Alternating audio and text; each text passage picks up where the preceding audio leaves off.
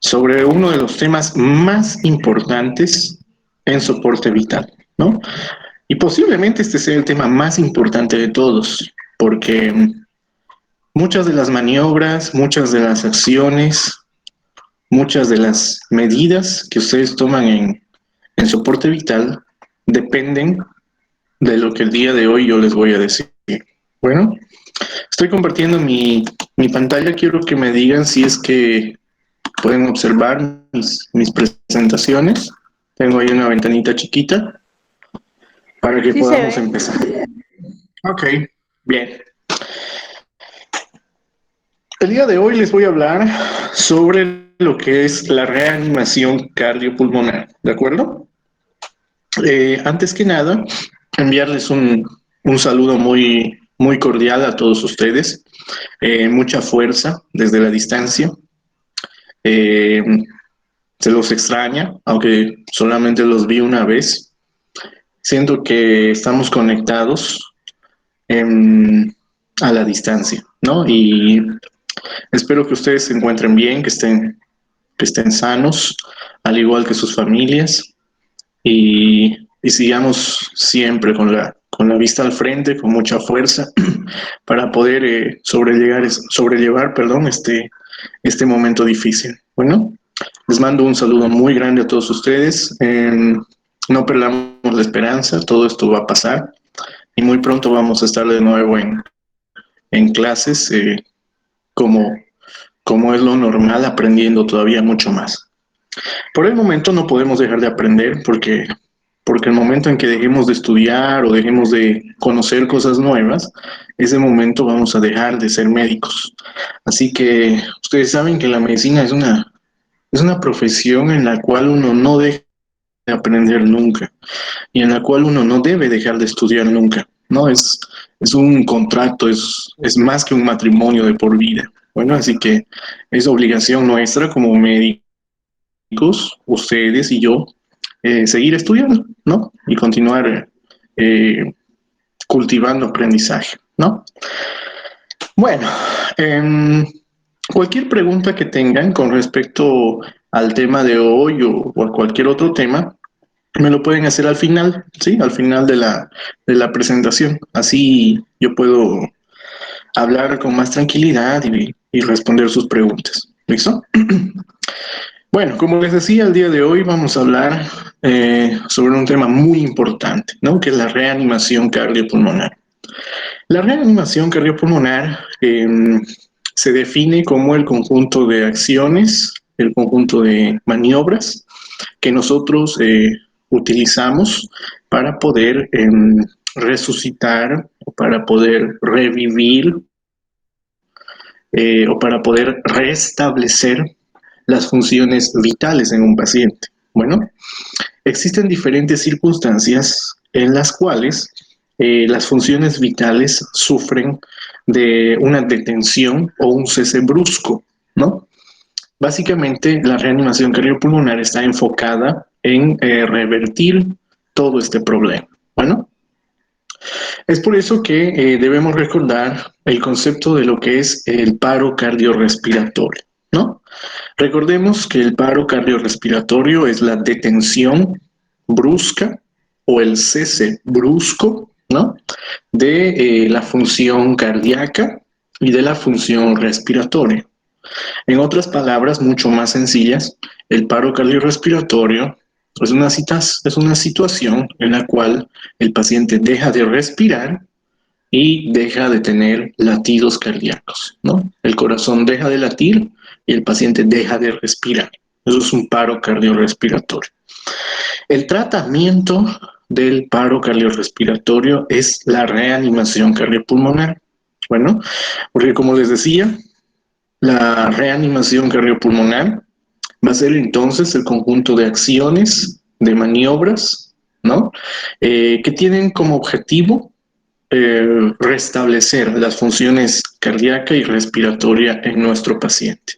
No solamente eso, sino que la resucitación cardiopulmonar, además de evitar la muerte de nuestro paciente o de tratar de revertir que nuestro paciente muera, también busca preservar la función cerebral. Bueno, recuerden ustedes que el cerebro apenas puede resistir 4 o 5 minutos en ausencia de oxígeno, ¿no?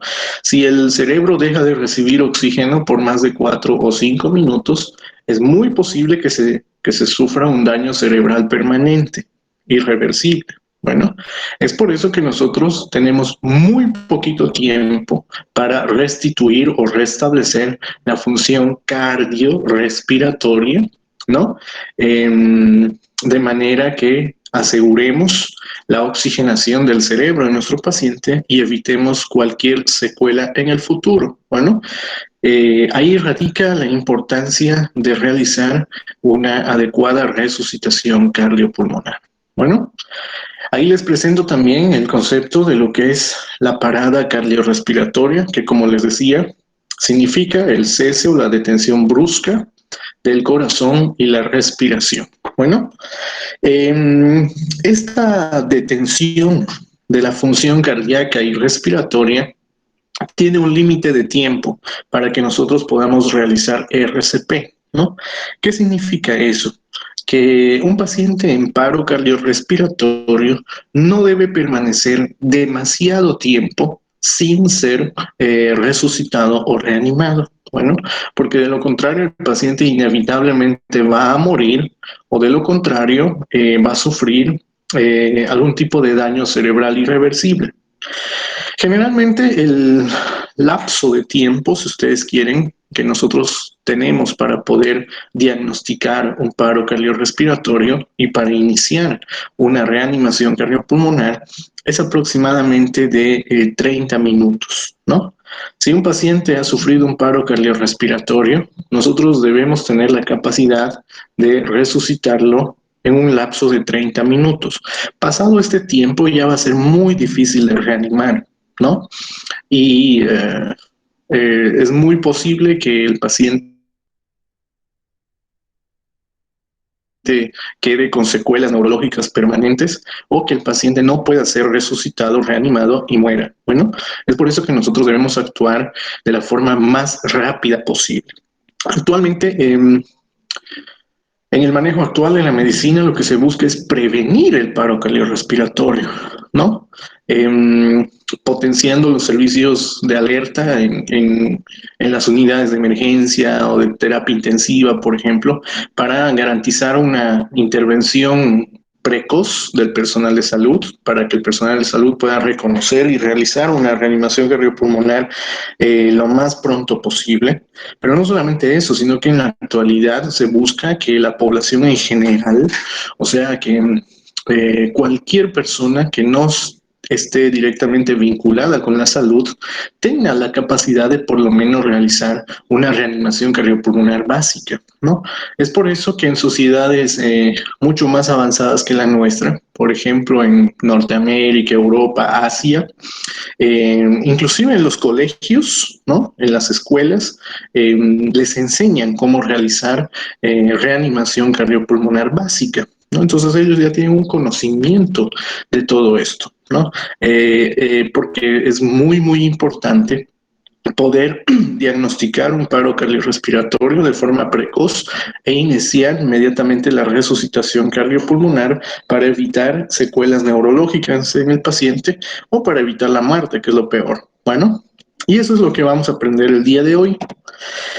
Comencemos con el diagnóstico de paro cardiorrespiratorio. ¿Cómo es que ustedes pueden reconocer un paro cardiorrespiratorio?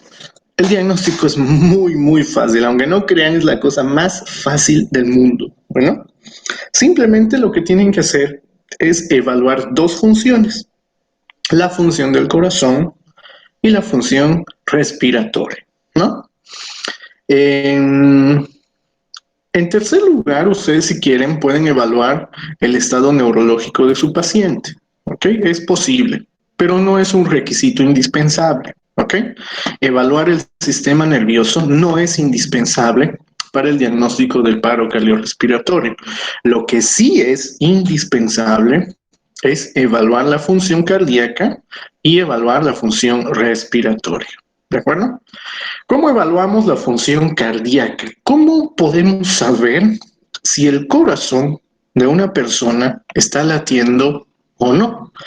La forma más sencilla, más simple, más práctica, pero también la más efectiva es midiendo el pulso o sintiendo el pulso. Bueno, cuando ustedes sienten el pulso de un paciente, cada pulsación representa un latido del corazón.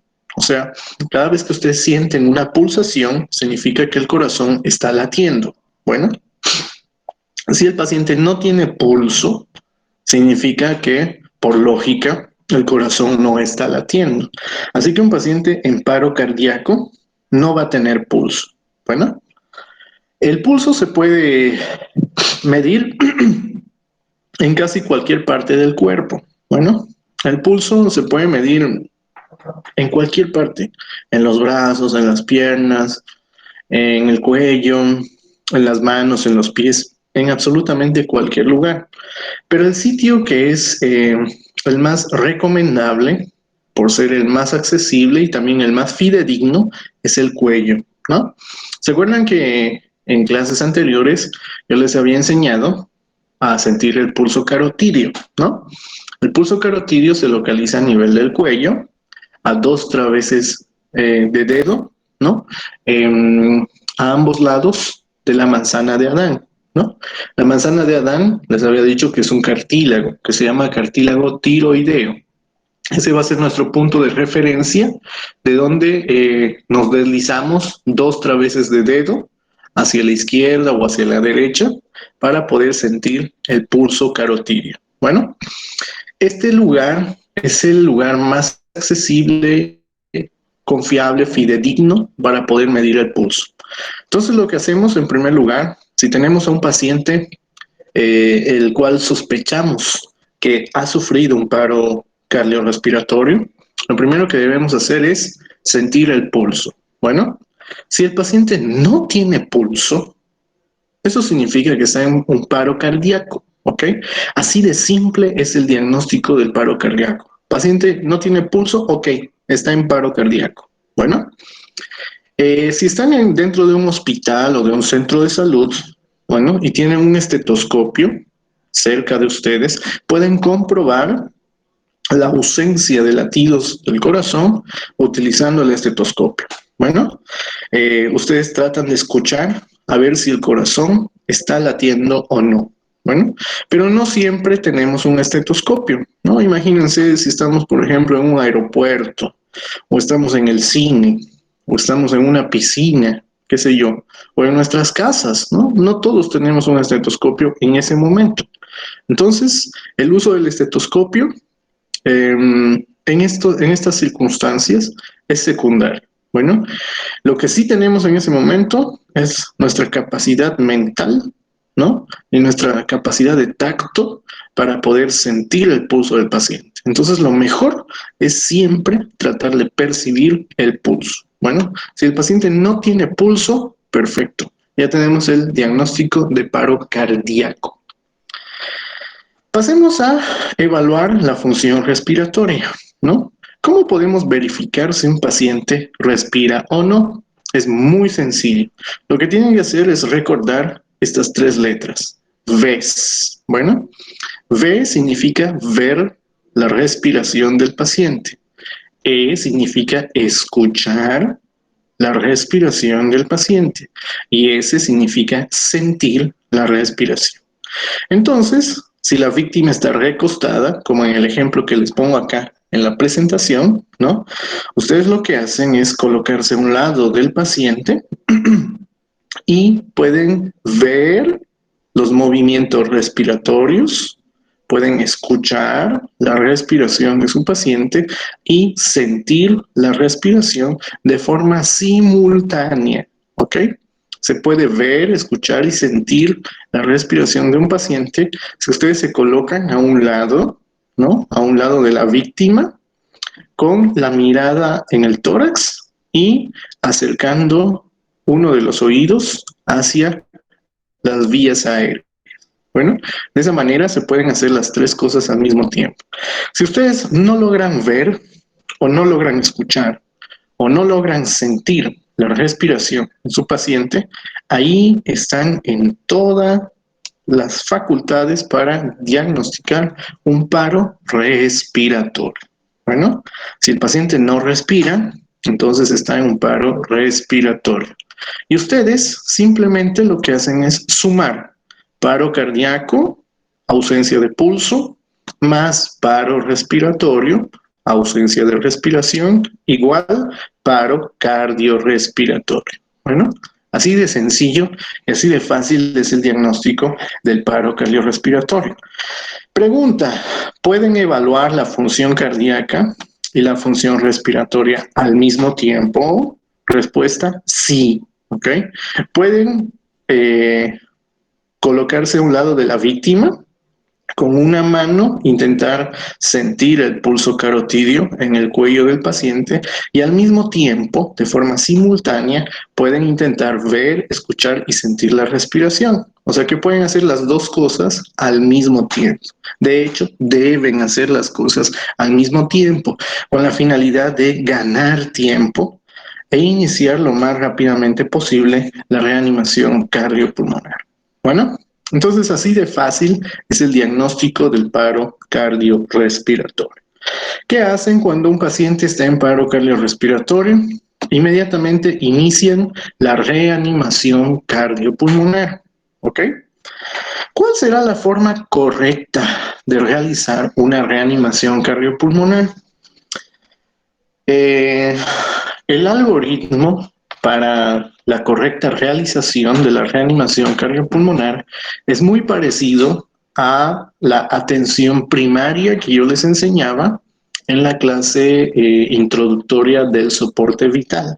Bueno, también aquí tenemos que recordar 5 cosas que son muy parecidas e inclusive similares a las que les había enseñado en nuestras clases anteriores. ¿Ok? Aquí también tenemos un A, B, C, D, E. Bueno, donde A significa abrir las vías aéreas. B significa ventilación. ¿Ok? Hasta acá todo sigue siendo igual. A, abrir la vía aérea, como ya les enseñé, ¿no? Abriendo la boca, retirando objetos extraños, realizando la maniobra frente-mentón. Perfecto. B también es exactamente igual como yo ya les había enseñado, ¿no? Realizar la ventilación utilizando la máscara facial y el ambú. Donde hay diferencias es en el inciso C, D y E. Bueno, ¿por qué? Porque la RCP en el inciso C de circulación significa que nosotros debemos aplicar el masaje cardíaco o las compresiones torácicas. Bueno, ven, ahí hay una diferencia.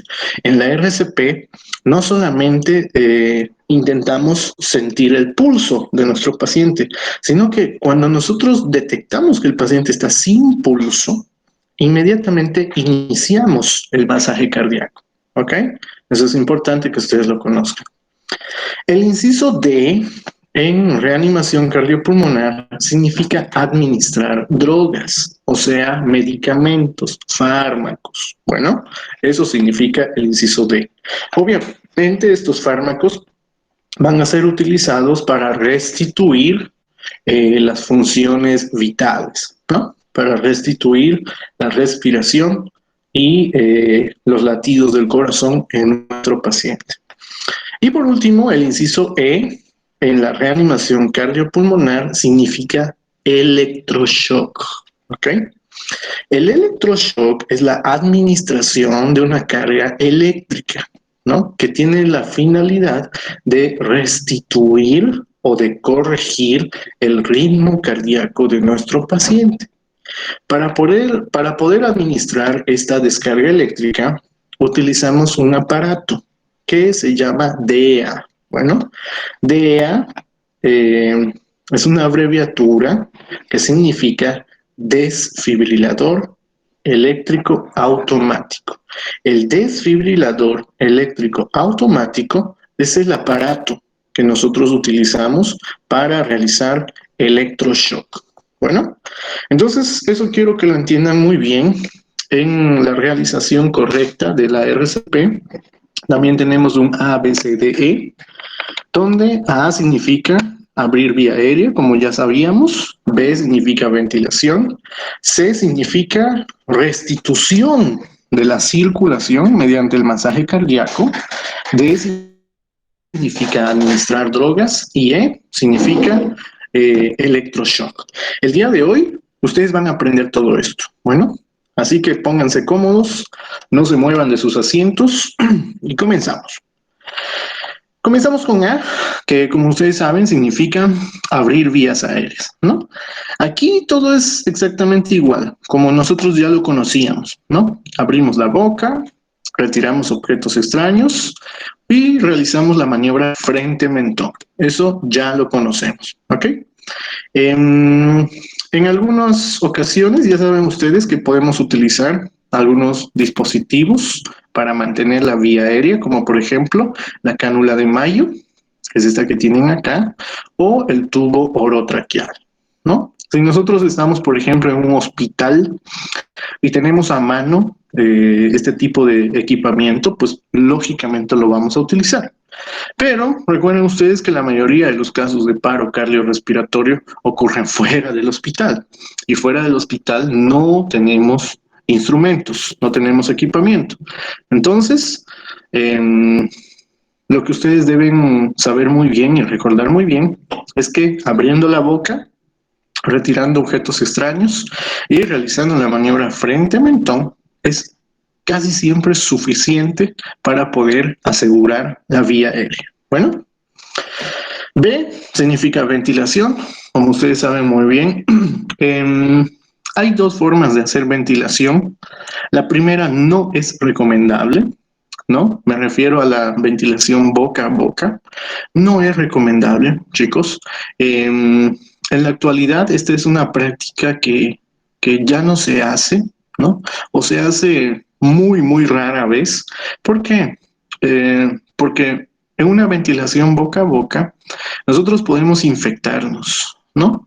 Con virus o con bacterias provenientes de nuestro paciente, ¿no? Y mucho más en la actualidad, donde estamos sufriendo una epidemia tan, tan grande, la ventilación boca a boca ya no se utiliza, ¿ok?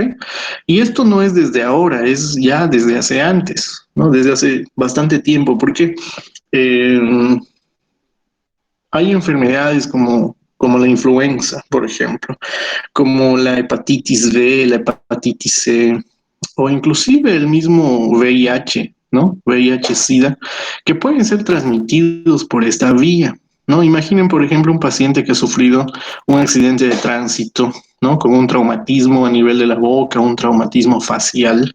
Entonces hay muchas secreciones por acá, hay saliva, hay sangre, etcétera, etcétera. Y si nosotros entramos en contacto con estas secreciones, corremos el riesgo de infectarnos. Bueno, es por eso que la ventilación boca a boca no está recomendada actualmente. Bueno, yo creo que de aquí a unos años inclusive va a ser prohibida, ¿no? Porque miren nomás ustedes la cantidad de infecciones a las que estamos expuestos, ¿no? Realizando ventilación boca a boca.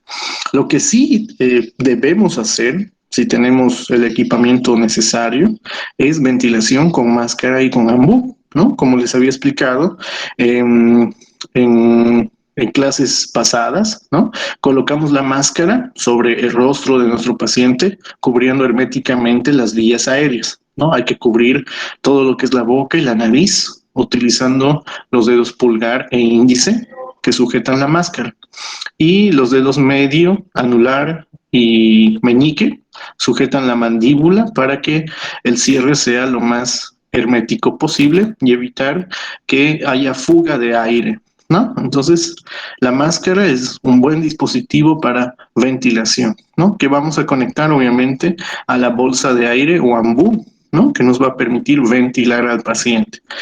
Entonces, si es posible hacer ventilación, hacemos ventilación. Si no es posible, si no tenemos en ese momento una máscara o un ambú, entonces no hacemos ventilación y pasamos directamente al siguiente paso, que consiste en la circulación. Inciso C, compresiones torácicas o masaje cardíaco. A ver,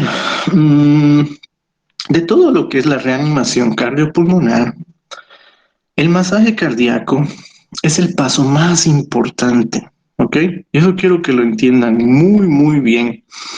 Ustedes pueden olvidarse del paso A, pueden olvidarse del paso B, pueden olvidar el paso D y pueden olvidar el paso E.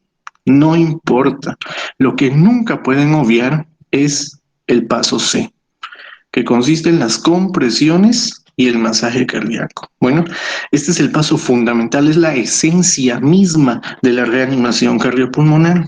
Si ustedes hacen un buen masaje cardíaco, tengan la certeza de que su paciente nuevamente va a poder respirar y nuevamente va a tener latidos en el corazón, ¿ok? Así que este es el punto clave de la reanimación cardiopulmonar. ¿Cómo realizar un buen masaje cardíaco? Es muy sencillo, ¿ok? Lo primero que tienen que hacer es localizar el sitio donde van a realizar el masaje. Y tenemos diferentes puntos de referencia, ¿no? Básicamente el masaje cardíaco se realiza sobre el esternón, bueno, en la mitad inferior del esternón. Miren ustedes, aquí tengo un esquema, ¿no? Donde podemos ver el esternón. El esternón es un hueso plano y ancho que se encuentra en la pared anterior del tórax. Bueno, es el límite anterior del tórax. El esternón está formado en su parte superior por un mango, ¿no? Este es el mango del esternón. En la parte media tenemos al cuerpo del esternón y en la parte inferior terminal tenemos a la apófisis sifoides, ¿ok? Lo que hacemos es dibujar una línea imaginaria que divida al esternón en dos partes, una mitad superior y una mitad inferior. El masaje cardíaco, presten atención, se realiza siempre en la mitad inferior del esternón. Bueno, eso es importante que ustedes lo recuerden. El masaje cardíaco se realiza en la mitad inferior del esternón. ¿Cómo podemos localizar la mitad inferior del esternón? Es muy sencillo. Miren ustedes, acá tenemos una proyección, ¿no? En la cual vemos de forma imaginaria dónde más o menos está localizado el esternón, ¿ok? Para localizar los límites del esternón, lo que tenemos que hacer es palpar al paciente, ¿no? Mediante el tacto podemos sentir el límite superior del esternón, donde está la horquilla esternal, y podemos sentir el límite inferior del esternón, donde está la apófisis sifoides, ¿no? Entre estos dos límites buscamos el punto medio y de ahí ya podemos encontrar la mitad inferior del esternón, que es el lugar donde vamos a realizar el masaje cardíaco, ¿de acuerdo? En personas de contextura delgada, jóvenes, ¿ok? Podemos dibujar una línea horizontal que atraviesa ambos pezones o ambas mamilas. Y en la intersección de esta línea horizontal con el esternón podemos colocar las manos para el masaje cardíaco. Pero esta referencia anatómica solamente nos sirve para pacientes jóvenes y de contextura delgada. Bueno, los pacientes obesos o los pacientes de la tercera edad, sobre todo los del sexo femenino, tienen las mamilas, ¿no? O las mamas con los pezones muy bajos, ¿de acuerdo? Son muy bajos. Entonces ahí si nosotros queremos dibujar una línea horizontal, no nos va a dar un buen punto de referencia para realizar el masaje cardíaco.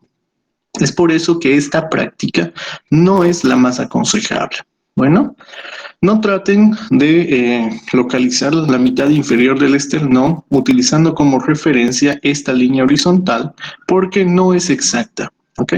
Lo mejor que pueden hacer en cualquier tipo de paciente es tratar de ubicar mediante palpación la horquilla esternal en el límite superior y la apófisis sifoides en el límite inferior para localizar el sitio donde van a colocar las manos en el masaje cardíaco. Bueno, eso es lo mejor, es lo que yo personalmente les recomiendo para que no tengan ningún tipo de falla. Bueno, ¿cómo colocamos las manos? Esto quiero que me lo entiendan muy bien. Para, para colocar las manos, En el masaje cardíaco, primero nuestros brazos tienen que estar completamente extendidos, ¿ok? Con los codos rectos.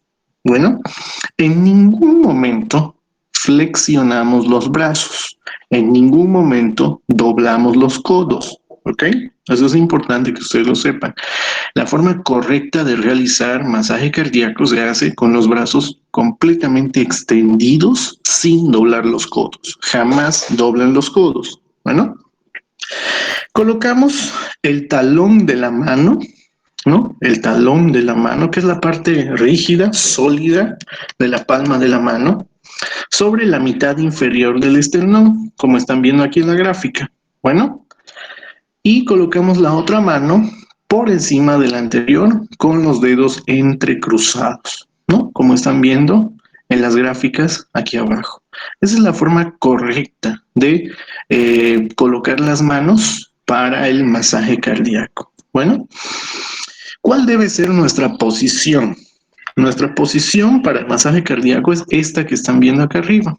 Bueno, para empezar, el paciente tiene que estar recostado sobre una superficie sólida, sobre una superficie rígida, dura. Bueno, lo ideal es que el paciente esté recostado sobre el suelo, ¿no? Es el mejor lugar para poder hacer Doctor, masaje cardíaco. ¿Sí? doctor, hay compañeros que no pueden ingresar a la clase, dice, porque no los puede aceptar y creo que no pueden ingresar con su correo de la Laudabola, entonces están preocupados porque no pueden acceder a la clase. A ver, la clase se está grabando. Yo creo que van a poder entrar después. Traten de mandarles Ese era el nuevamente el único link. problema. No estaba Traten de saliendo para mandarles mí entrar. Y yo quisiera saber igual si tienen algún grupo de WhatsApp, porque mi primera clase, porque no estaba consiguiendo entrar.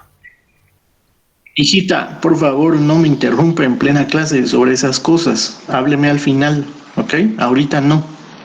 Ahorita, por favor, no me interrumpan, ¿ok?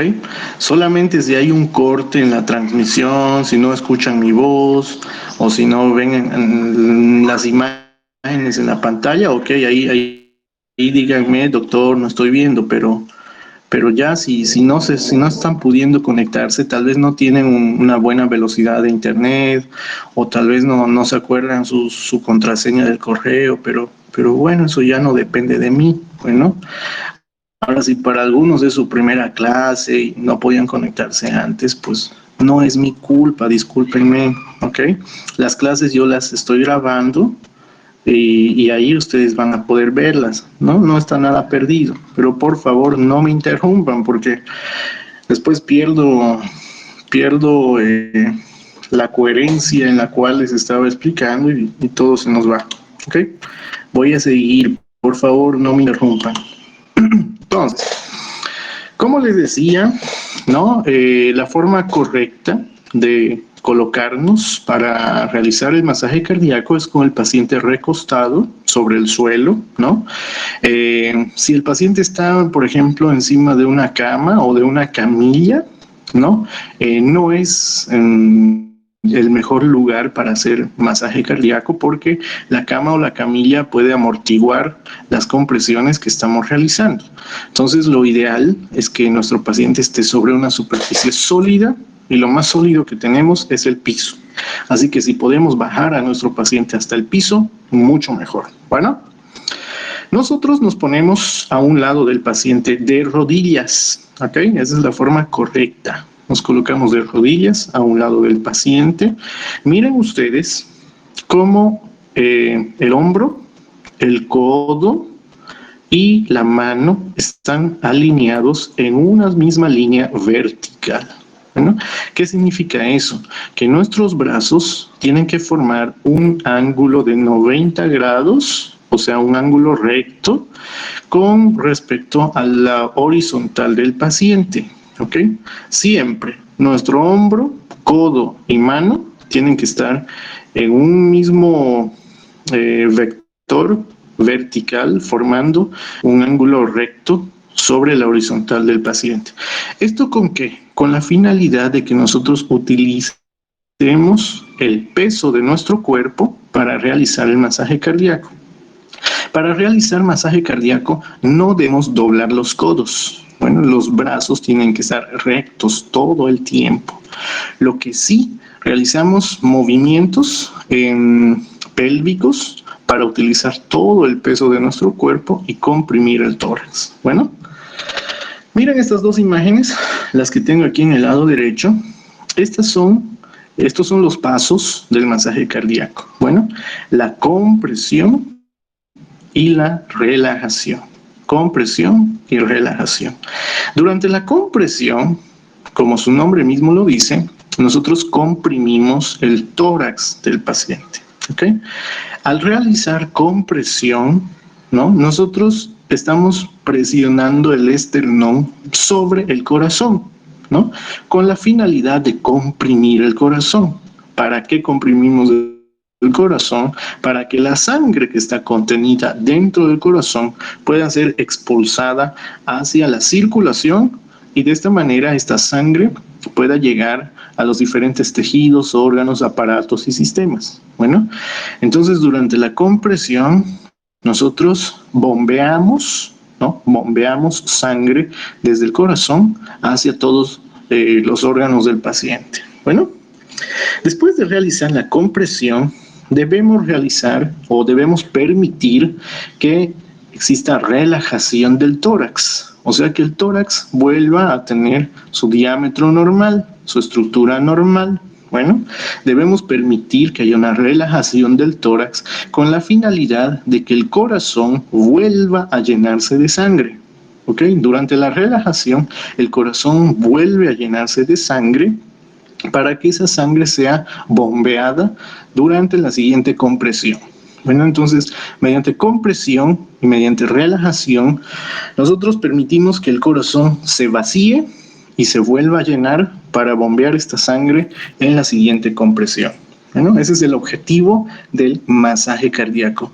La compresión es muy importante, pero la relajación también es muy importante, porque si no permitimos que el tórax se relaje, el corazón no se va a llenar de sangre nuevamente, ¿ok? Y la compresión va a ser inútil. Entonces es importante realizar una buena compresión, pero también es importante permitir una buena relajación.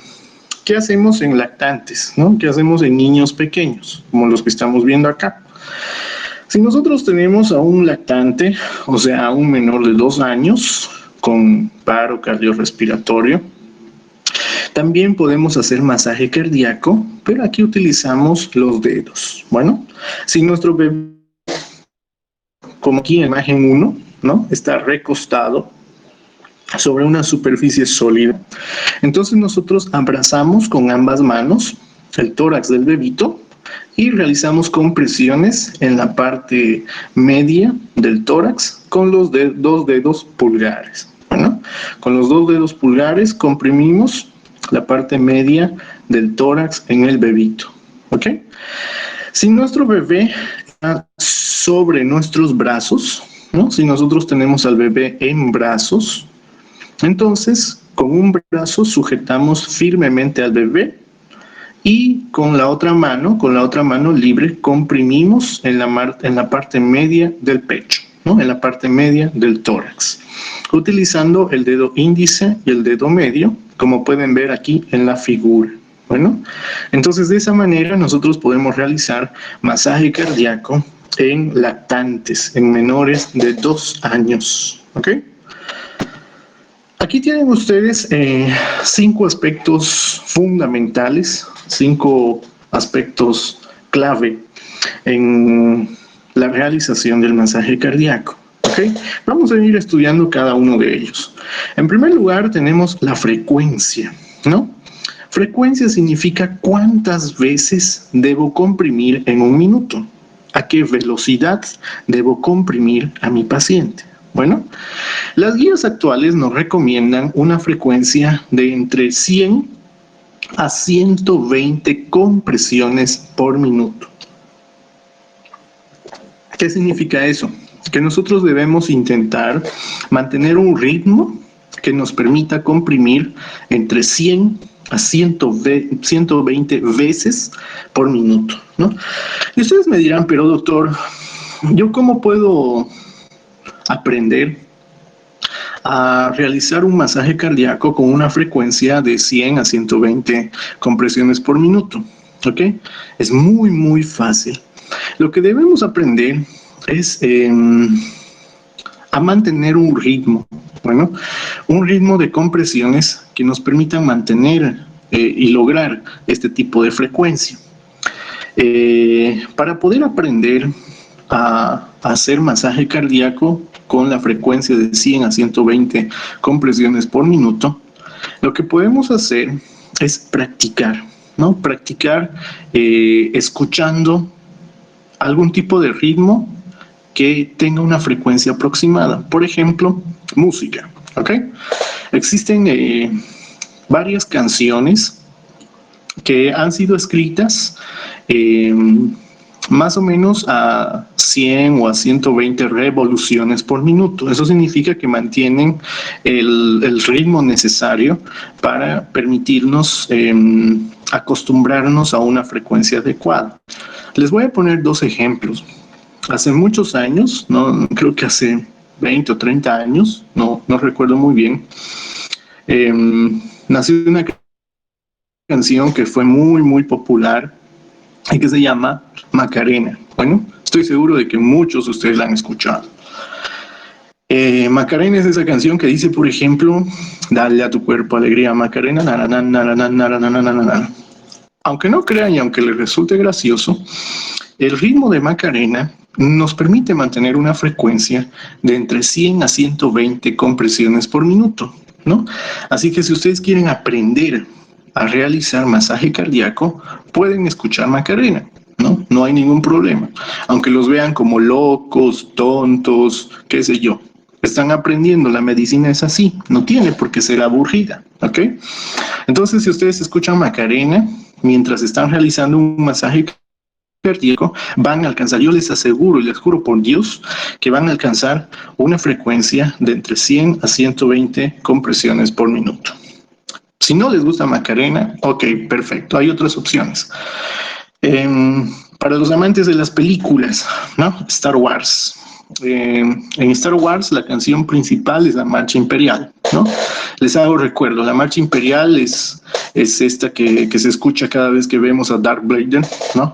Es esta de tan, tan, tan, tan, tan, tan, tan, tan, tan, tan, tan, tan, tan, tan, tan, tan, tan.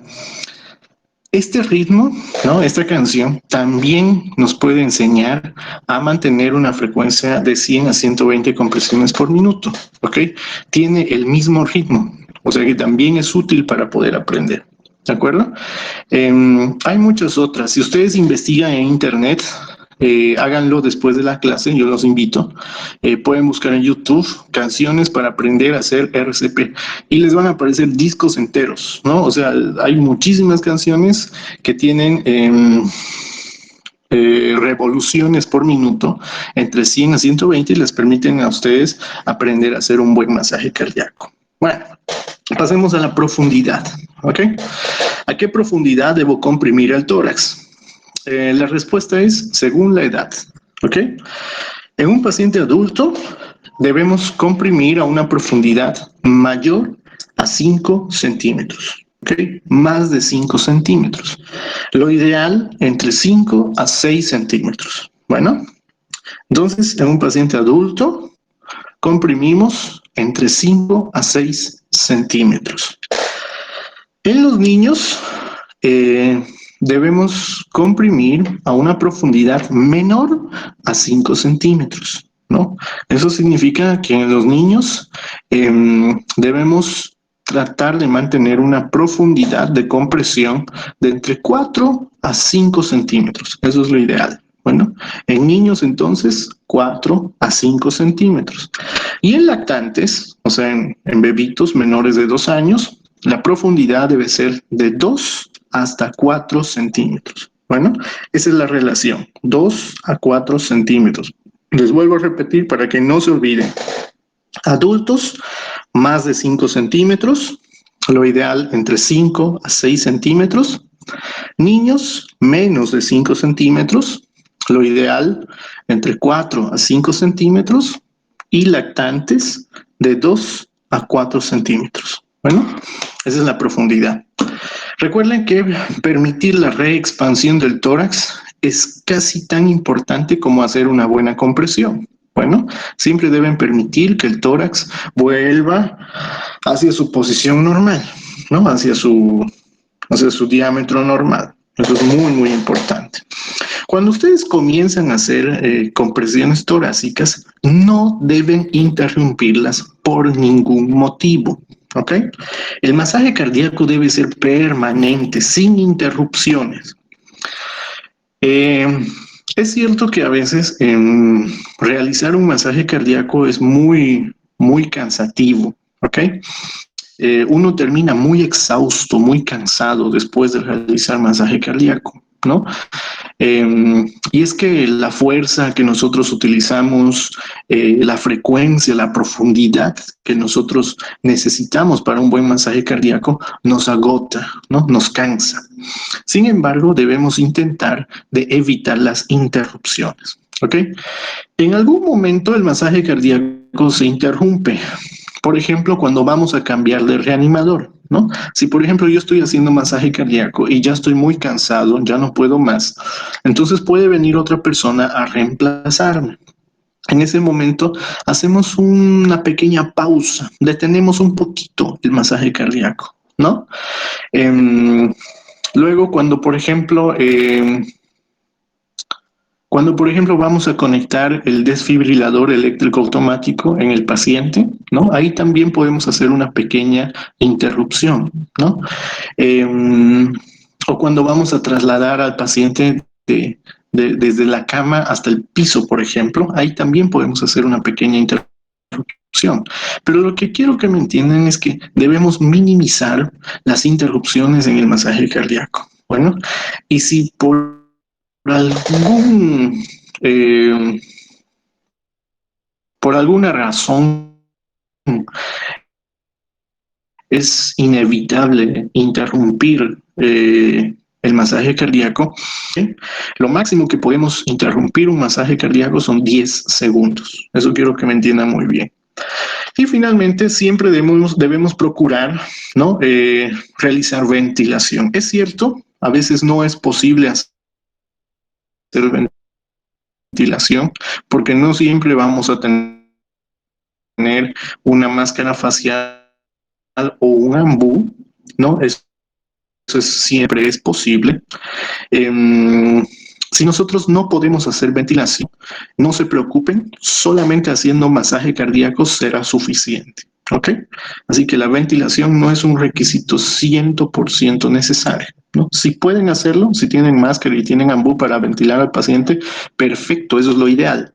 Pero si no tienen cómo ventilarlo, haciendo masaje cardíaco solamente con presiones, también están ayudando al paciente. Bueno, aquí les voy a mostrar un video de cómo realizar correctamente el masaje cardíaco. A ver, permítanme.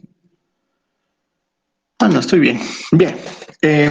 Les voy a enseñar cuál es la secuencia de la atención en el paro cardiorrespiratorio. ¿Ok?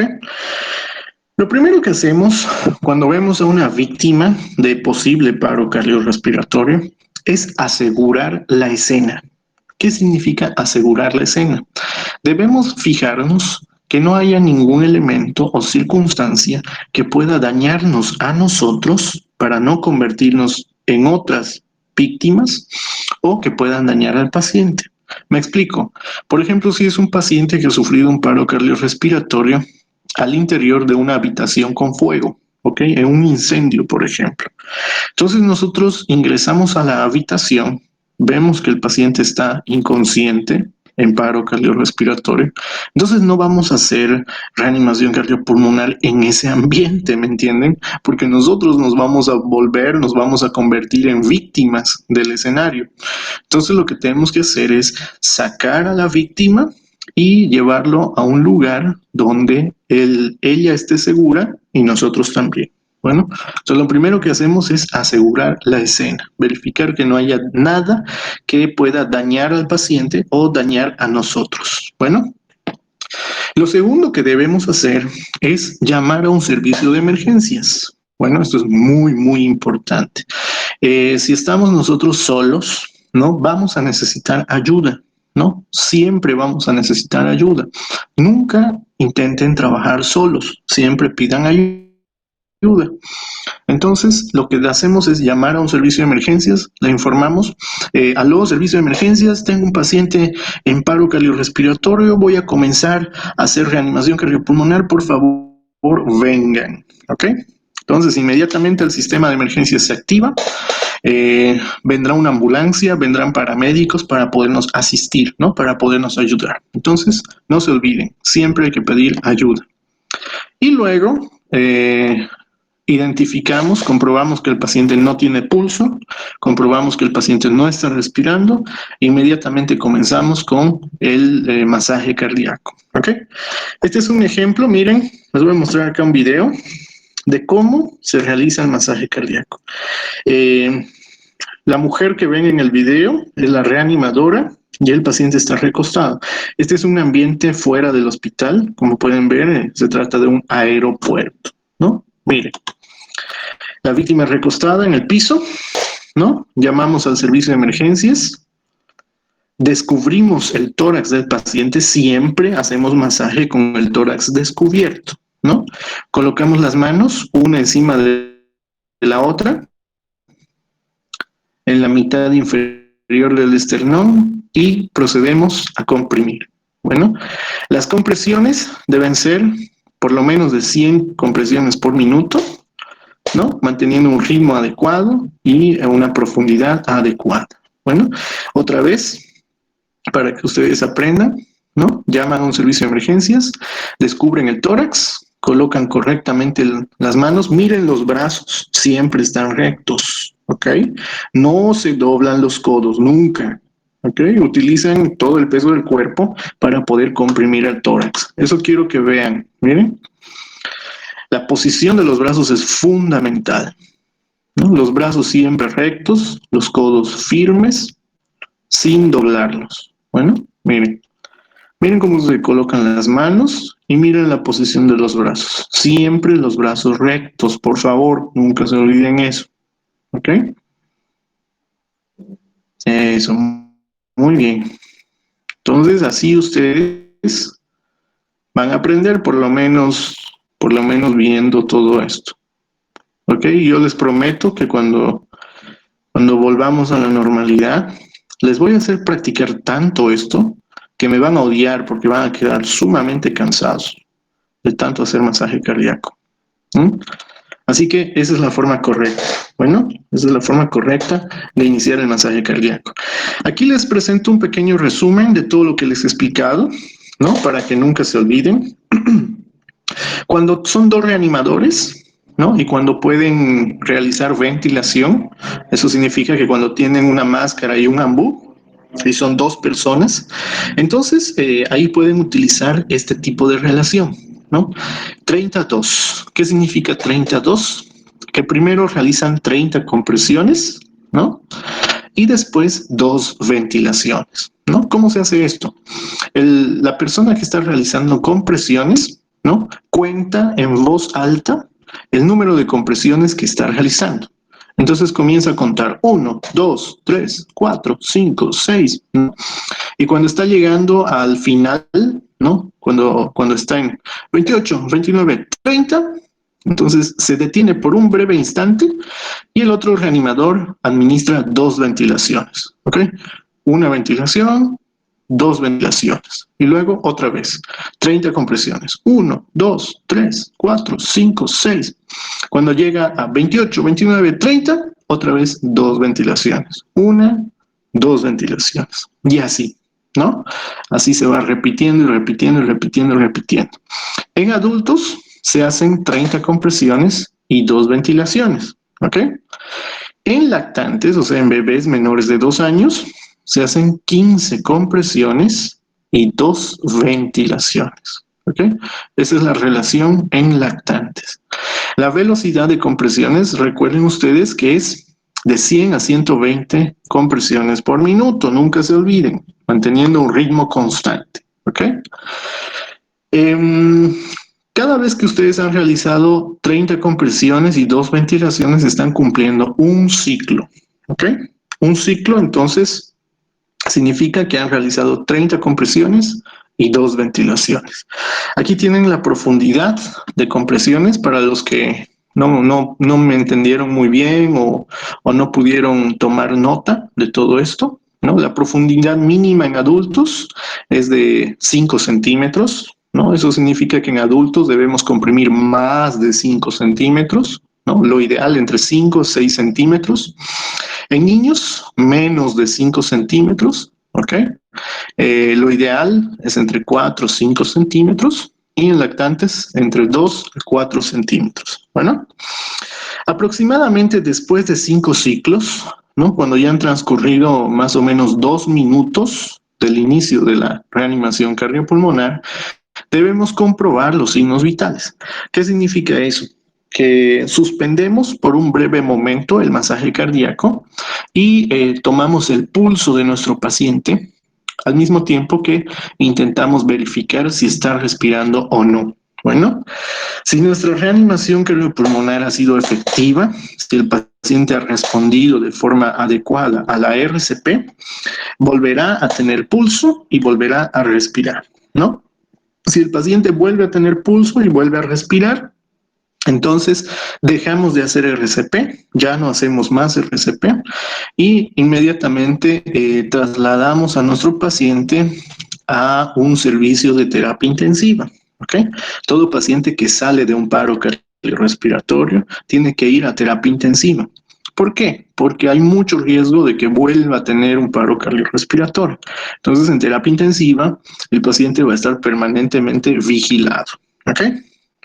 Si por lo contrario, nuestro paciente no responde a la RCP, si nuestro paciente no tiene pulso y no tiene respiración, iniciamos todo de nuevo.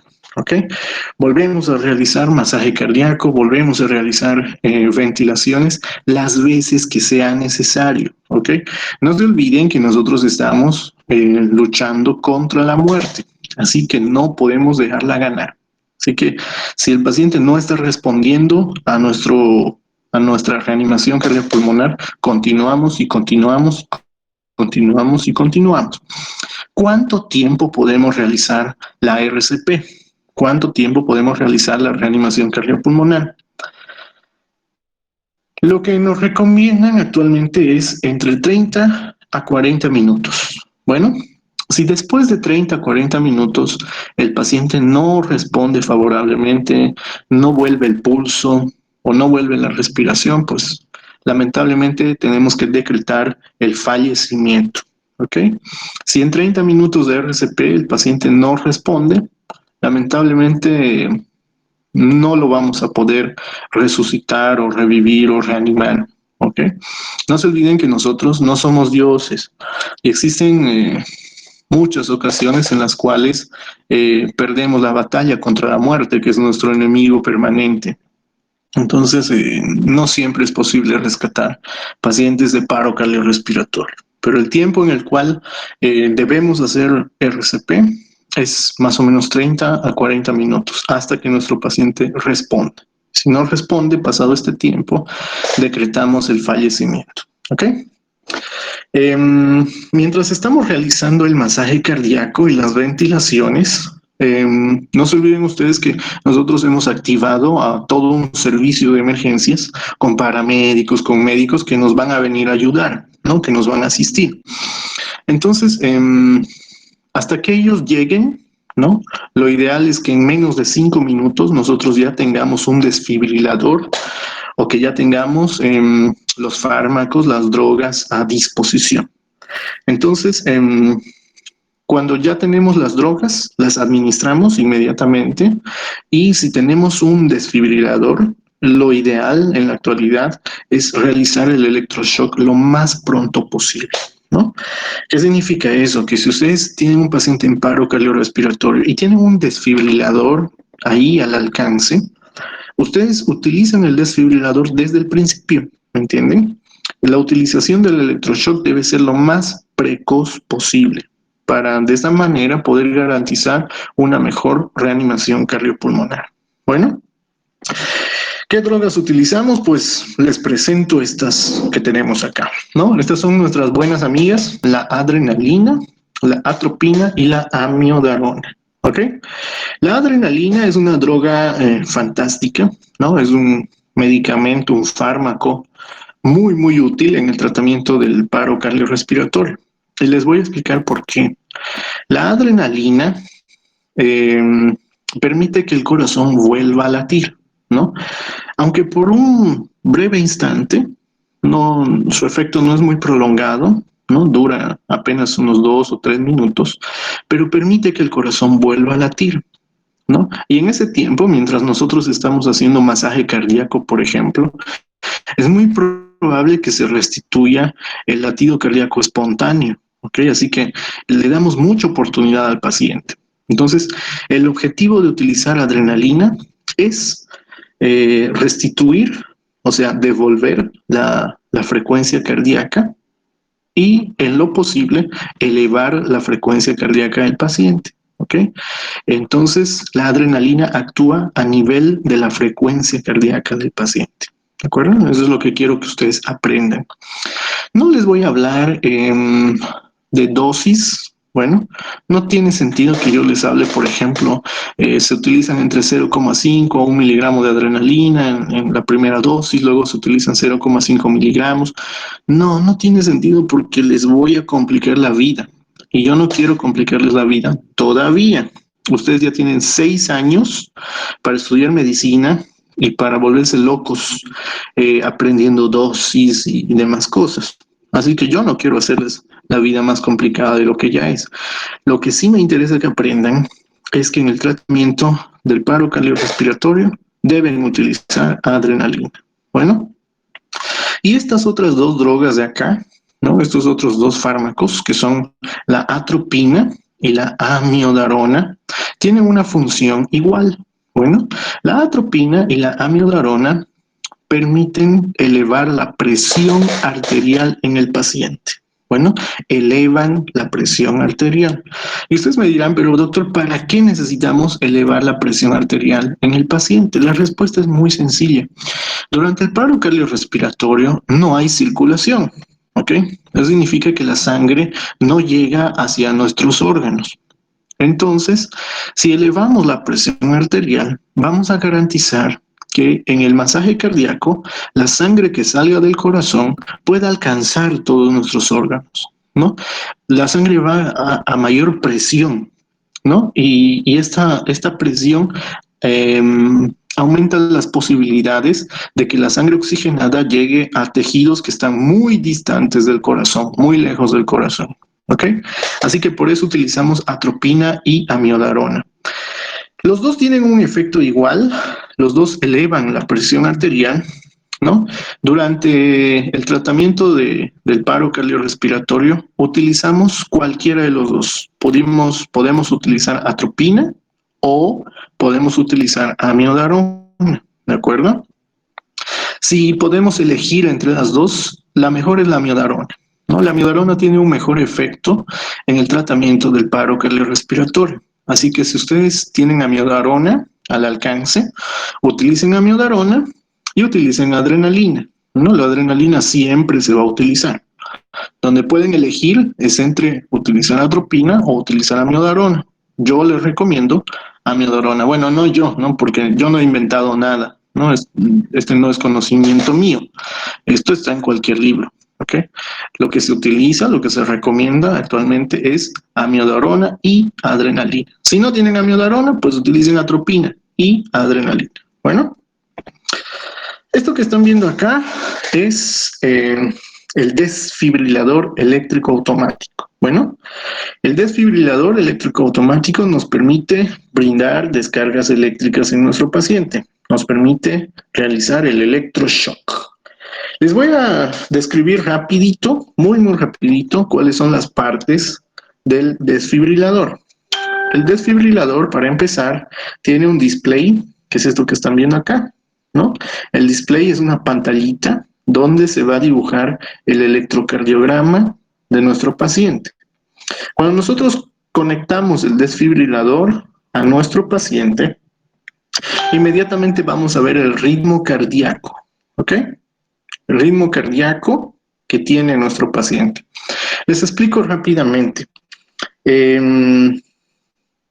Para que el corazón pueda latir, es necesaria la transmisión de un potencial cardíaco. Un potencial cardíaco es parecido a la corriente eléctrica. Esta corriente eléctrica del corazón no solamente genera cada uno de los latidos, sino que permite la transmisión de esta señal para que las aurículas y los ventrículos puedan latir de forma coordinada. ¿Ok? Este potencial eléctrico nosotros lo podemos graficar, ¿no? Mediante un electrocardiograma. Entonces, el electrocardiograma es una representación gráfica de la actividad eléctrica del corazón. Bueno, cuando nosotros conectamos el desfibrilador en nuestro paciente, vamos a ver diferentes tipos de gráficas, ¿ok? Primero veamos esta de aquí abajo. Esta se llama asistolia, ¿no? La asistolia es una línea, miren ustedes, una línea plana, horizontal, ¿no? ¿Qué nos indica que? Nos indica que no hay actividad eléctrica en el corazón, ¿no? O sea, el corazón está parado, el corazón está detenido y no tiene actividad eléctrica, ¿no? ¿Qué hacen si su paciente está en asistolia? Aquí lo que tienen que hacer es administrar drogas, ¿ok? Administran drogas. Si el paciente está en asistolia, administran adrenalina y administran amiodarona. Bueno, existe otra posibilidad que se llama actividad eléctrica sin pulso. Bueno, en la actividad eléctrica sin pulso se dibuja una gráfica en el electrocardiograma, ¿no? Pero cuando ustedes palpan el pulso del paciente, el paciente no tiene pulso, ¿no? Por eso se llama actividad eléctrica sin pulso. O sea, en el mismo nombre está la explicación del problema, ¿ok? ¿Qué pasa si su paciente está en actividad eléctrica sin pulso? Acá ustedes también administran fármacos, ¿ok? O sea que los fármacos, o sea, las drogas, adrenalina y amiodarona, se utilizan cuando el paciente está en asistolia o está en actividad eléctrica sin pulso. Bueno, existen otras dos posibilidades. Esta que están viendo aquí arriba, que se llama taquicardia ventricular, y esta otra que se llama fibrilación ventricular. ¿Qué pasa en la taquicardia ventricular? En la taquicardia ventricular, el corazón del paciente está intentando volver a latir, pero el latido es demasiado rápido y desorganizado, ¿ok? Cada punta que ustedes ven aquí arriba es un latido cardíaco. O sea que este corazón está latiendo demasiado rápido. Y cuando el corazón late demasiado rápido, es incapaz de bombear sangre de forma efectiva. No le da tiempo de llenarse de sangre ni de expulsar esa sangre hacia nuestros órganos, ¿ok? O sea que de nada sirve un corazón que lata tan rápido. Bueno, otra posibilidad es que el paciente esté en fibrilación ventricular. En la fibrilación ventricular el corazón está loco, completamente loco. Miren cómo late, late y de forma sumamente desorganizada, ¿no? Este tipo de latido cardíaco tampoco es útil, bueno, porque no bombea sangre. Cuando el paciente está en taquicardia ventricular o en fibrilación ventricular, ahí ustedes sí hacen electroshock. ¿Ok? Miren ustedes, el electroshock no se hace en cualquier tipo de paciente. Solamente se hace si el paciente está en taquicardia ventricular o en fibrilación ventricular. Bueno, si el paciente está en asistolia o está en actividad eléctrica sin pulso, no se hace electroshock porque no sirve de nada. ¿Ok? El objetivo del electroshock es corregir este latido cardíaco desorganizado, ¿no? Corregir todo esto y de esa manera devolver una actividad eléctrica correcta al corazón. Ese es el objetivo, ¿ok? Y eso lo tengo escrito acá para que ustedes nunca se olviden. Solo en taquicardia ventricular y en fibrilación ventricular es posible el tratamiento con desfibrilación, o sea, haciendo electroshock. Si el paciente está en asistolia o en actividad eléctrica sin pulso, no se hace desfibrilación, no se hace electroshock y se tiene que tratar farmacológicamente, ¿ok? Con drogas. Entonces, siempre recuerden eso, por favor. Volvemos a esta gráfica, ¿no? Los desfibriladores tienen un botón para poder regular el voltaje que nosotros vamos a administrar en nuestro paciente. Existen diferentes tipos de desfibriladores. Por ejemplo, el monofásico, que puede alcanzar hasta 300 joules, ¿no?, de energía eléctrica, o el bifásico, que puede alcanzar hasta 360 joules de energía eléctrica. ¿Ok? ¿Cómo deben programar un desfibrilador? Es muy fácil. Lo ponen al máximo. ¿Ok? Al máximo. Si su desfibrilador llega hasta 300 joules, le ponen al máximo, hasta 300 joules. Si su desfibrilador llega a 360 joules, le ponen a 360 joules. ¿Ok? No tengan miedo. Pónganlo al máximo. ¿Ok? Antiguamente se utilizaba esto que están viendo aquí abajo. Antiguamente la primera descarga se hacía a 250 joules, la segunda a 300 y la tercera también a 300. Esto no se usa más, ¿ok? Si ustedes ven en algún libro, en alguna revista, en algún artículo que las descargas se hacen con este voltaje, esa información no está actualizada, esa información es mala, ¿ok? Por eso les pongo esto para decirles que esto no se hace, ¿ok? El desfibrilador se aumenta hasta el máximo, se programa al máximo. Finalmente, el desfibrilador tiene dos paletas o palas que nosotros colocamos en el pecho del paciente, ¿ok? Una pala izquierda, que es esta que están viendo acá, que se coloca debajo de la clavícula derecha del paciente. Recuerden que el paciente está frente a nosotros. Eso significa que nuestro lado derecho es el lado izquierdo del paciente y nuestro lado izquierdo es el lado derecho del paciente, porque estamos frente a frente. Entonces, la paleta izquierda la colocamos debajo de la clavícula derecha del paciente y la paleta derecha la colocamos en las últimas costillas izquierdas del paciente, como están viendo aquí en la gráfica. Bueno, de esa manera se colocan las paletas. Es muy fácil. Finalmente, antes de terminar la clase, porque tengo muy poco tiempo, quiero explicarles 10 causas reversibles de paro cardiorrespiratorio.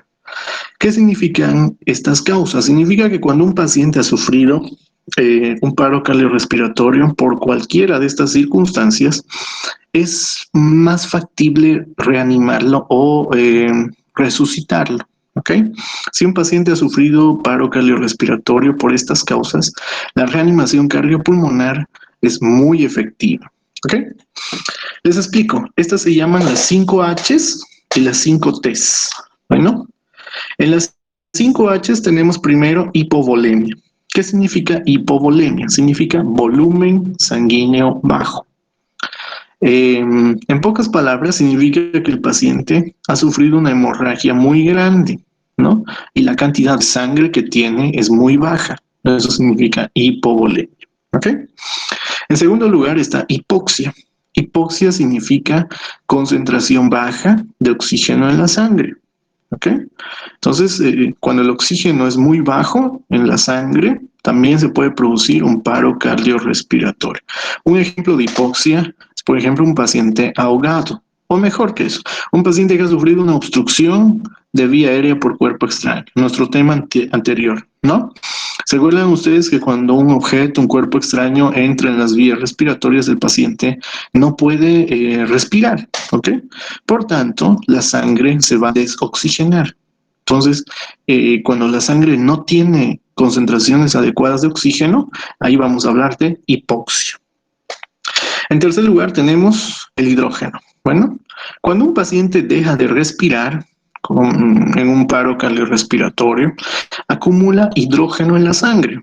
¿no? El hidrógeno cambia el pH de la sangre y lo hace mucho más ácido, ¿no? A esto vamos a denominar acidosis, ¿no? La acidosis, entonces, es una circunstancia en la cual el pH de la sangre se hace ácido. Bueno, en cuarto lugar tenemos hipocalemia e hipercalemia. Hipocalemia significa concentración baja de potasio en la sangre. Hipercalemia significa concentración alta también de potasio en la sangre, ¿no? Entonces, cuando el potasio está muy bajo o el potasio está muy alto, también se puede producir un paro cardiorrespiratorio fácil de revertir. Y por último tenemos a la hipotermia, ¿no? Ya saben ustedes que hipotermia significa descenso en la temperatura corporal. Pasemos a las 5 T's. Primero tenemos al neumotórax, ¿no? ¿Qué significa el neumotórax? En el neumotórax, el pulmón ha sufrido una perforación, hay una perforación del pulmón. Por tanto, todo el aire que estaba dentro del pulmón sale hacia la cavidad torácica y el pulmón colapsa. Bueno, ese es el neumotórax. Luego tenemos al taponamiento cardíaco, ¿no? El taponamiento cardíaco es una circunstancia en la cual hay una hemorragia, un sangrado alrededor del corazón. La sangre se acumula alrededor del corazón y el corazón deja de latir con normalidad o tiene dificultad para poder latir, ¿ok? Luego tenemos el uso de sustancias tóxicas o toxinas, ¿no? Como por ejemplo drogas, fármacos, etcétera, etcétera, etcétera. Bueno, y luego tenemos las trombosis, ¿no? Trombosis significa formación de trombos, o sea, de coágulos, ¿ok? La trombosis pulmonar es la formación de coágulos a nivel del pulmón y la trombosis coronaria es la formación de coágulos a nivel del corazón. Bueno, entonces coágulos en el pulmón, coágulos en el corazón. Todas estas son causas fácilmente reversibles de paro cardiorrespiratorio. ¿Cómo sabemos si nuestra reanimación cardiopulmonar ha sido efectiva? Muy fácil. El paciente vuelve a respirar y el pulso vuelve a ser percibido también. ¿Ok? Por último, me voy haciéndoles una pregunta. ¿Habrá algún paciente al que debo considerar la posibilidad de no realizar reanimación cardiopulmonar? Y la respuesta es muy sencilla. La respuesta es sí. Hay 4 circunstancias en las cuales nosotros podemos dudar si hacemos o no hacemos reanimación cardiopulmonar. Por ejemplo, cuando el paro cardiorrespiratorio ha sido muy prolongado, mayor a 30 minutos. Un paciente con un paro cardiorrespiratorio mayor a 30 minutos prácticamente no tiene ninguna posibilidad de ser reanimado. Bueno, cualquier intento nuestro va a ser en vano. Un paciente con una enfermedad terminal crónica, ¿no? Por ejemplo, un paciente con cáncer terminal, ¿no? Nosotros deberíamos pensar, ¿no? ¿Lo reanimamos? ¿No lo reanimamos? Hay que pensar. Es un dilema interno muy, muy difícil entre nosotros, entre nuestra conciencia y nuestra capacidad de razonamiento, ¿no? ¿Qué pasa si lo reanimo? ¿Qué pasa si no lo reanimo? Tiene cáncer, ¿no? Está en etapa terminal, ¿no? Y así, cualquier enfermedad crónica. Pacientes demasiado añosos, ¿no? Pacientes con una edad muy avanzada, ¿no? Mayores de 80, 90 años. Uy, uy, uy, hay que pensarla 2 veces, ¿no? ¿Qué hacemos? ¿Lo reanimamos? ¿No lo reanimamos? Muchas veces cuando reanimamos pacientes demasiado ancianos, no tenemos buena respuesta, ¿no? Ustedes saben, no es lo mismo un corazón viejo que un corazón joven. A veces estos pacientes no pueden ser reanimados o a veces salen del paro cardiorrespiratorio, pero a los 2 minutos vuelven a hacer paro cardiorrespiratorio. Así que hay que pensar 2 veces. Finalmente, existen algunas circunstancias en las cuales el paciente o los familiares nos hacen una solicitud escrita para no realizar RCP, ¿ok? Esto sucede cuando, por ejemplo, un paciente ha sufrido mucho por una enfermedad, ¿no? Existen situaciones en las cuales pacientes con 30, 40 años luchando contra una enfermedad. Eh, nos dicen, ¿no? Y nos dicen, doctor, mire, yo sé que estoy muy enfermo y que tal vez no me voy a poder recuperar, así que si hago un paro cardiorrespiratorio, por favor, doctor, no quiero que me reanimen. No, esto se ve, algunos pacientes nos dicen eso. O a veces cuando el paciente no puede hablar o está inconsciente, como en terapia intensiva, por ejemplo, eh, a veces son los familiares los que nos piden no realizar RCP. Si el paciente o los familiares nos piden que no hagamos RCP, bueno, nosotros podemos respetar su decisión, siempre y cuando ellos nos hagan una solicitud escrita y firmada, ¿ok? Eso es importantísimo para evitar cualquier problema médico legal en el futuro, ¿ok? Entonces, si hay una solicitud escrita, y mejor si es notariada con un juez, de que el paciente o los familiares no quieren reanimación, entonces ahí pues no hacemos reanimación, ¿ok? Les agradezco mucho por su tiempo.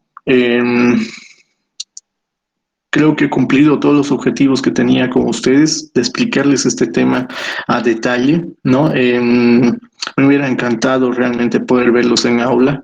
No es posible por ahora, pero pensemos que lo que estamos haciendo es por nuestra salud, ¿no? Estamos cuidando nuestra vida, nuestra salud y la vida y la salud de nuestros amigos y de nuestras familias.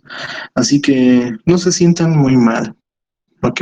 Ya vamos a tener tiempo de recuperar todo este tiempo perdido de práctica.